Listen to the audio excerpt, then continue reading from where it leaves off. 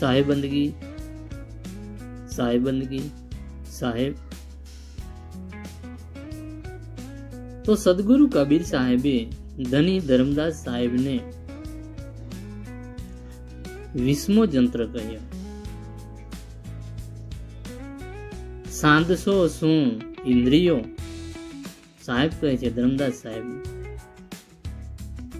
સાંધશો શું ઇન્દ્રિયો, સાંધો ઇન્દ્રિય પ્રબલ को, સાંધો ઇન્દ્રિય પ્રબલ को, जीते उठे उपाद, मन राजा बहकावते, मन राजा बहकावते, पांचो बड़े असाद। એ ધર્મદાસ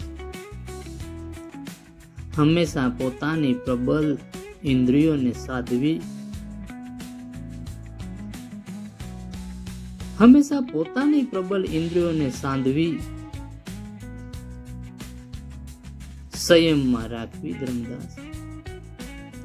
કારણ કે આ ઇન્દ્રિયોના અસંયમીપણાને લીધે જ સંસારના આવત દુઃખોની ઉપાધિઓ ઊભી થાય છે।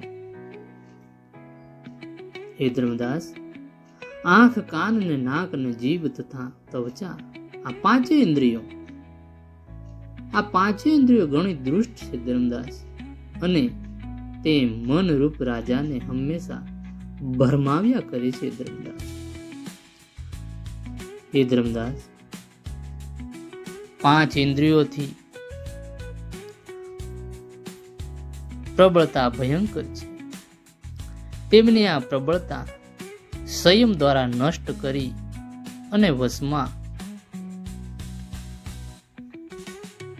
આણવી જોઈએ। હે ધર્મદાસ, સંયમનો આધાર સદવિચાર ઉપર છે, અને સદવિચારથી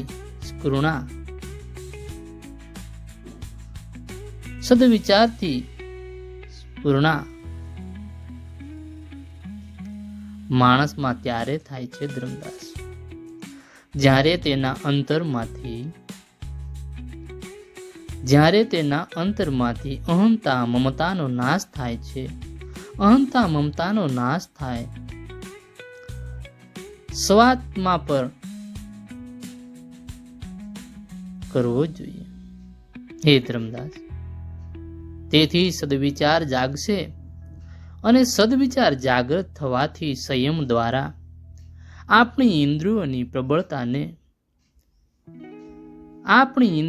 પ્રબળતાને વશમાં લાવી શકીશું।